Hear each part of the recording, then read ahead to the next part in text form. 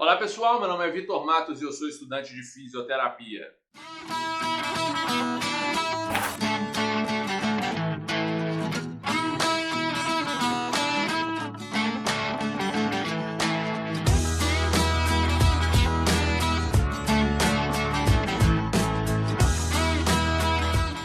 Muito bem, então estamos aqui de novo para continuar falando sobre sistema estomatognático, né pessoal? Continuar porque esse aqui é o quarto vídeo sobre esse assunto, né? Se você não está sabendo disso é porque você não é inscrito no canal, então você tem que se inscrever aqui embaixo.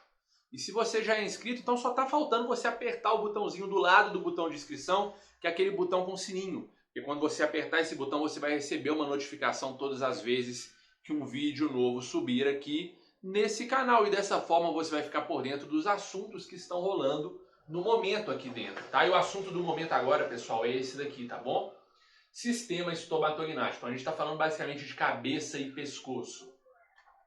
Então, como eu disse, esse aqui é o quarto vídeo, tá? No primeiro vídeo a gente conheceu os principais componentes desse sistema e outras coisas mais. No segundo vídeo a gente falou sobre o quê? A gente falou dos diferentes desfechos que podem ser, que podem fazer parte desse sistema, dependendo do tipo de parto que a mãe escolhe, tá? Então, parto normal ou cesariano. No terceiro e no vídeo passado nós falamos sobre as principais vias nervosas que precisam se desenvolver e maturar para que esse sistema funcione bem, e falamos de outras coisas mais. Então você precisa assistir essas aulas para você ficar por dentro disso que nós vamos falar aqui agora. Então clica nesse card aqui que está em cima, você vai ser mandado para a aula anterior. Estando na aula anterior vai ter um outro card que vai te mandar para a aula anterior, nessa aula anterior vai ter um outro card que vai te mandar para a aula anterior, até que você chegue na primeira aula. Então você cubra todo esse conteúdo e volte para a gente continuar o papo aqui, beleza? Então vamos lá, pessoal, até esse momento precisa estar claro na sua cabeça, ou no mínimo você não pode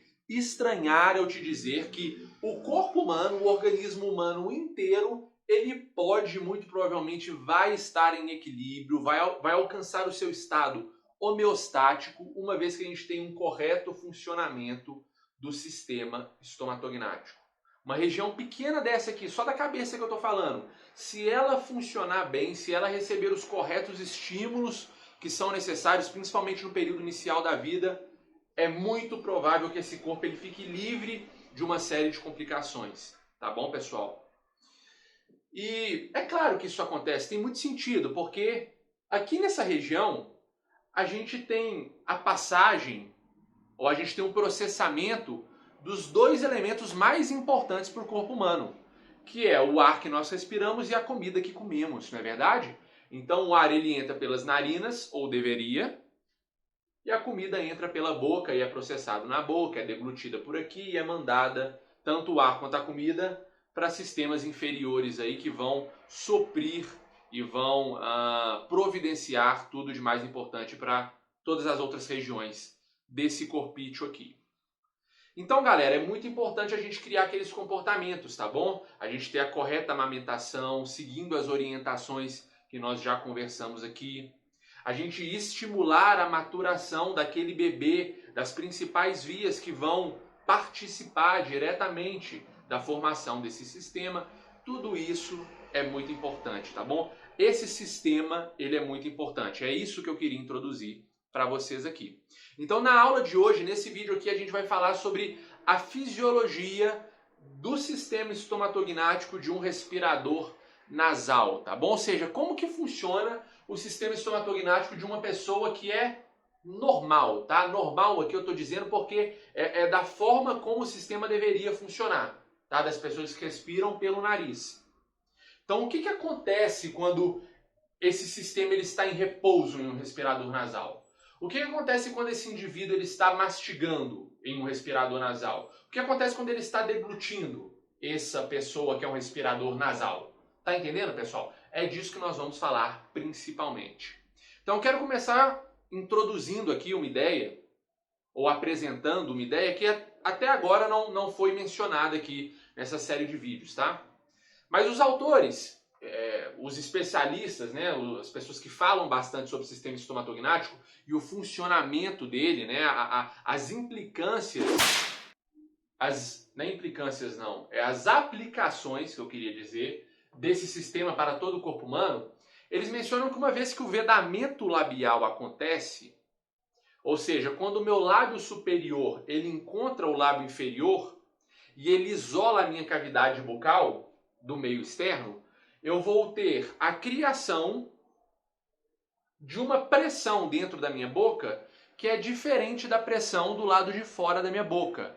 Tá? E eles dão um nome para essa pressão de uma pressão que é subatmosférica. Isso porque é uma pressão menor do que a pressão atmosférica que está do lado de fora. E o nosso corpo ele funciona naturalmente com essa pressão, tá, pessoal? As cavidades torácicas e abdominais, por exemplo, elas funcionam nessa pressão, uma pressão que é inferior à pressão atmosférica. Então todas as vísceras que ficam aqui dentro, elas experienciam esse tipo de força, tá bom? Uma força, que é a pressão, que é menor do que a do ambiente que está aqui do lado de fora, beleza? Então quando esse vedamento labial acontece, a gente cria essa mesma pressão aqui dentro da cavidade bucal. E isso é muito bom também, tá, pessoal? Os especialistas falam que é ideal, é uma das razões para nós mantermos ou a gente tentar sempre que possível vedar esses lábios para que essa força ela exista aqui dentro. E então uma série de comportamentos eles vão acontecer aí dentro dessa cavidade aqui, que é disso que nós vamos falar. Então assim começa, pessoal. Um indivíduo com o sistema estomatognático funcionando da maneira que deveria, um respirador nasal, a primeira coisa que ele vai ter dentro da cavidade bucal, uma pressão que é chamada de subatmosférica. Seguindo, vamos falar primeiro do sistema estomatognático em repouso, tá? Então a gente vai ter o envio de informações esteroceptivas que vêm das mucosas labiais, das bochechas, da língua e da faringe, tá bom? Então elas vão ser transmitidas ao córtex cerebral através dos nervos, quais, pessoal? A gente falou na aula passada, principalmente nervo trigêmeo, vago e o grosso faríngeo. Também a gente vai ter o envio de informações proprioceptivas vindo da articulação temporomandibular, informando ao córtex cerebral, pessoal, sobre a posição do quê? Posição da cabeça, sim, mas da cabeça do osso mandibular, tá? Que fica lá nas fossas mandibulares dos ossos temporais, tá bom? Então esse envio de informação acontece pelo nervo trigêmeo também. Também propriocepção vindo agora dos músculos e dos ligamentos envolvidos ali na articulação. E essa informação ela é captada pelos receptores que ficam nessa estrutura. Então, receptores musculares, a gente fala dos fusos musculares, e os receptores articulares ou tendinosos, a gente fala do complexo de Golgi. Então, toda essa musculatura, musculaturas relacionadas à mastigação, relacionadas à mímica facial, tá certo? Elas vão captar essas informações e vão enviar para o córtex cerebral, isso em um sistema estomatognático em repouso. Depois disso, o sistema estomatognático agora na deglutição e na mastigação. De novo, a gente começa com o vedamento labial que precisa ser o quê? De preferência, galera, espontâneo, né? Então você, sem pensar, você mantém os lábios fechados. É aí que começa e talvez seja o ponto principal de um sistema estomatognático rígido, né? Que funciona da maneira que deveria funcionar. Então vamos falar de estímulos proprioceptivos, que vêm de algumas estruturas. Primeiro, muscular. Segunda, periodontal e terceira, articular. Então, mesma coisa que a gente falou anteriormente, propriocepção muscular vindo dos fusos, propriocepção articular vindo do complexo de Golgi ou do aparelho de Golgi. Muito bem. O detalhe aqui agora é para a propriocepção do periodonto ou da membrana periodontal. Então, veja bem, no momento da deglutição, haverá toques de todos os dentes em oclusão, certo? Que proporcionarão uma posição estável das cabeças da mandíbula na articulação temporomandibular. É isso que acontece no momento da deglutição. Já na mastigação haverá um toque epicrítico, que é um toque do tipo leve, tá bom? Dos dentes do lado de equilíbrio, tá? Que é chamado também de lado de balanceio, que é o lado que não tem a comida. E a gente vai ter um toque que é do tipo protopático, galera. E protopatia significa um toque mais grosseiro, certo? Do lado que está mastigando a comida, também chamado de lado de trabalho. Com o alimento se interpondo, ou seja, estando entre os dentes, para que a gente não tenha, é claro, um trauma, um problema ali entre essas estruturas, entre os elementos dentários. Beleza? Agora falando sobre a propriocepção das articulações temporomandibulares. Na deglutição, a ATM estará estabilizada em o que, pessoal? Oclusão cêntrica. A gente não tem vídeo aqui no canal que explica sobre esses estados articulares da ATM, mas se você passou pela disciplina ou já escutou alguma coisa a respeito, vocês vão entender. Então, na deglutição, uma vez que você está botando o alimento para dentro, a ATM vai estar em oclusão cêntrica. Agora, na mastigação, pessoal, o lado de equilíbrio, que é chamado de lado de balanceio, a cabeça da mandíbula fará uma trajetória que é inferior, anterior e interior, galera. Ou seja, ela vai para baixo, para frente e para dentro, galera. A cabeça da mandíbula. Seguindo a trajetória proporcionada por um dos feixes ali do músculo pterigóide lateral, que é o feixe inferior, beleza? Que aperta a cabeça da mandíbula dentro da articulação para meio que dar uma ajudada ou dar uma intensificada na mastigação que está acontecendo lá do outro lado. E esse movimento ele é detectado pelos próprios receptores de movimento e de posição da cápsula e serão transmitidos ao córtex cerebral para análise. E ao mesmo tempo os estereoceptores da mucosa oral, bochechas e também da língua, pessoal, vão informando ao córtex cerebral onde está o alimento, tá bom? Aquilo que nós estamos mastigando, para que ele seja colocado pela língua entre os dentes, para então a gente realizar o correto ato mastigatório.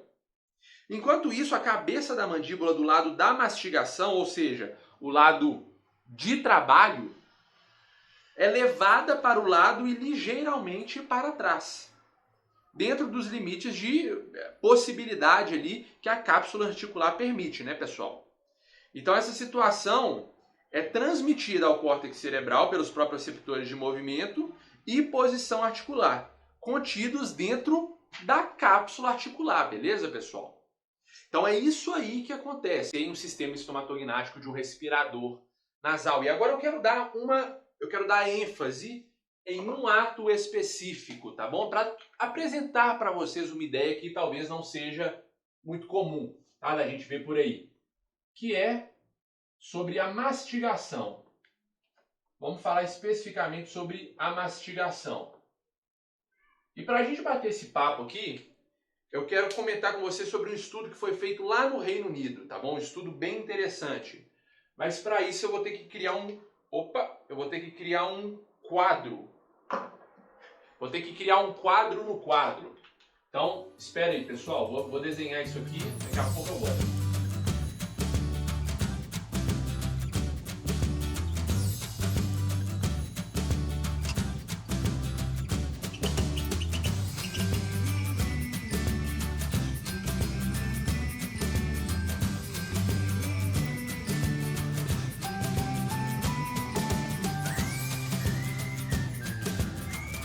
Muito bem, então dá uma olhada, pessoal, no que a gente tem no quadro. Ó. A pergunta que eu acredito que deu início a esse experimento foi a seguinte: para que serve a mastigação humana?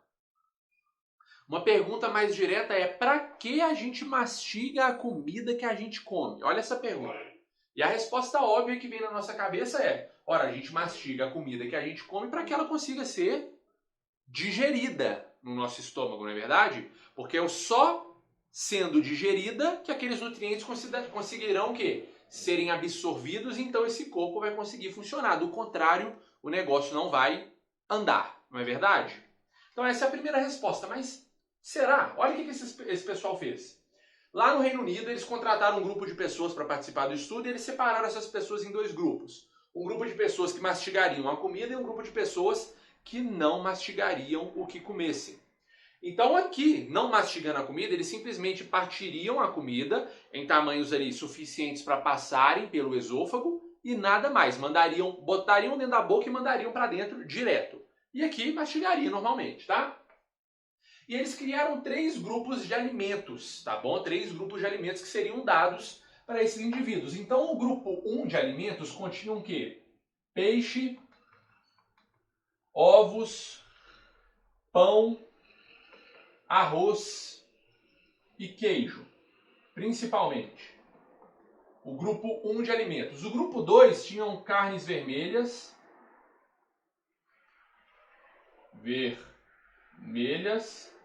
e vegetais. vegetais. Esse é o grupo 2. E o grupo 3 também tinham outras carnes, como por exemplo, carne de porco e carne de galinha, ou frango, né? Galinha. Beleza, pessoal? Então esses 3 grupos alimentares. E aí eles deram de comer a essas pessoas. E cada pessoa agiria da forma que foi recomendado a elas, né, dentro do experimento. Algumas mastigavam e outras não. E dá uma olhada, pessoal, no grupo 1 de alimentos, isso aqui que está aqui no eixo Y, né, que na verdade não tem eixo Y nenhum, é a digestão. Então a gente vai ver aqui nesse espaço da tabela se o alimento ele foi ou não digerido. Então aqui, ó, no grupo de 1 de alimentos, as pessoas que mastigaram os alimentos, esses alimentos eles foram digeridos. E como que essa análise foi feita? Pessoal, a análise das fezes desses indivíduos. Eles comiam, defecavam e eles olhavam para as fezes. Tinham pedaços de alimentos lá nas fezes? Tinham, ó, então não foi digerido. Não tinha, então foi digerido.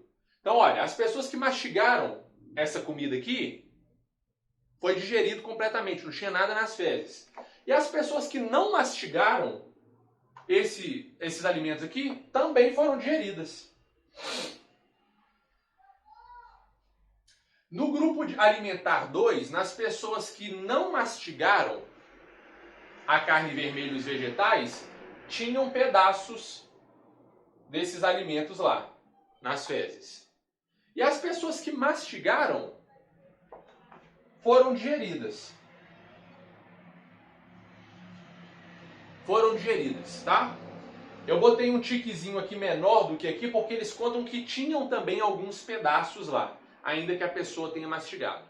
No grupo alimentar 3, pessoal, carnes como porco e galinha, nas pessoas que mastigaram o negócio foi digerido, com certeza, e as pessoas que não mastigaram também foi digerido, mas ficou igual isso aqui, ó. Tinha também alguns pedaços, mas mesmo sem mastigar, houve resposta digestiva, tá? Igual aqui na mastigação de carnes vermelhas e vegetais, ou seja, alimentos do grupo 2. Uma interpretação simples e rápida dessa tabela, uma possível interpretação dessa tabela, pessoal, é que alguma mastigação é necessária para processar alguns tipos de alimentos. Que é isso aqui, ó, pessoal. Aqui. Então, nesse tipo de alimento, se você não mastigar, você não vai digerir. Então, alguma mastigação é preciso. A gente precisa mastigar alguns desses alimentos para que eles sejam digeridos pelo nosso organismo. Mas a maioria dos alimentos, pessoal, a maioria dos alimentos, eles não pedem o ato mastigatório. Para digerir esses alimentos, que são a maioria dos alimentos, a gente não precisa da mastigação. Então a pergunta agora que não pode ficar sem resposta é: para que principalmente serve a mastigação? E agora a gente volta naquelas respostas lá fisiológicas de uma pessoa com sistema estomatognático saudável, normal. E olha um tanto de coisa que acontece, olha principalmente o tanto de estímulo, né, neurofisiológico que acontece dentro desse sistema simplesmente com o ato de mastigação. Então, será que é muita loucura da minha cabeça eu dizer que a mastigação, deixa eu anotar, vou anotar, hein? Que a mastigação ela é muito mais importante para o sistema nervoso do que para o sistema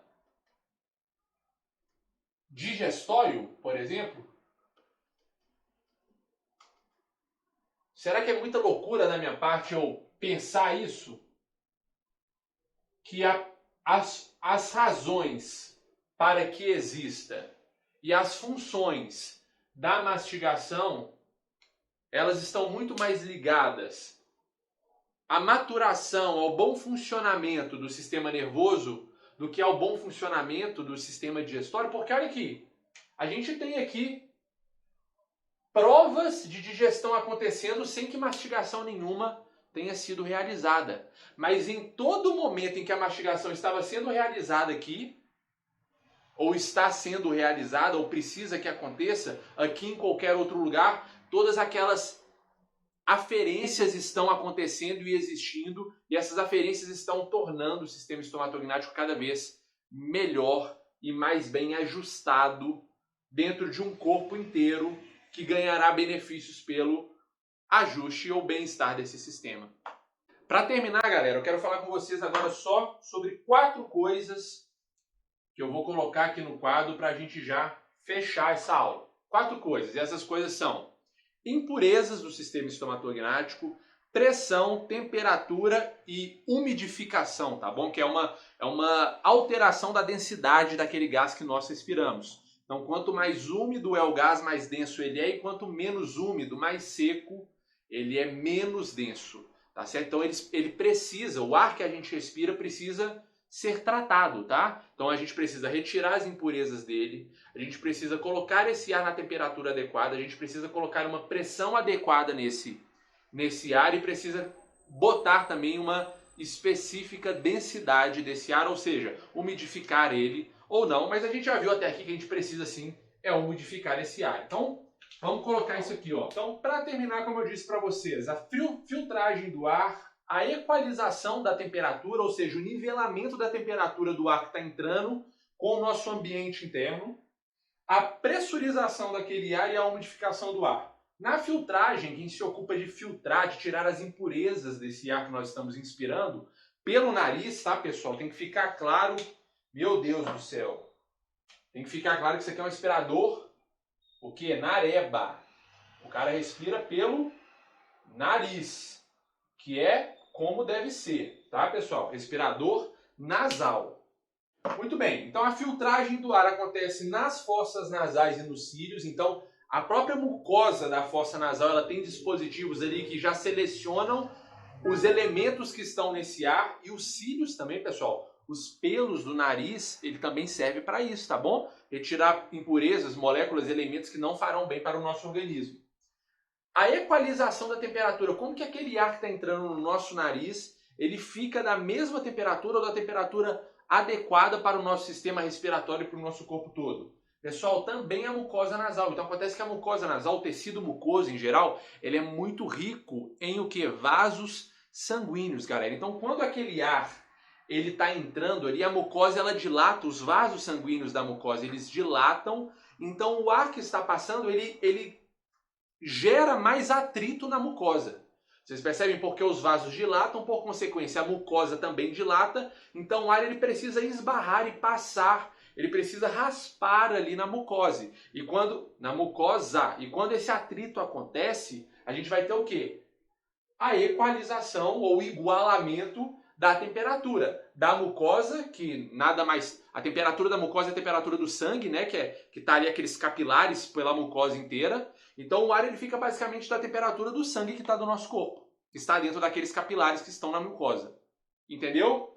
Então a equalização da temperatura fica por conta da mucosa nasal. E a pressurização do ar, pessoal? Também nas fossas nasais e o quê? Nos canais ali que estão naquela fossa. Então o ar, até ele chegar no nosso, nas vias superiores respiratórias, passar pela traqueia e ser mandado para os pulmões, ele passa por várias canalículas, por vários segmentos, por vários tubos, que eles vão ficando cada vez menores, principalmente em vias respiratórias superiores, tá, pessoal? Nasofaringe, orofaringe. Então, quanto menor o calibre desse canal, maior a pressão ganhada ou adquirida por aquele gás, por aquele ar.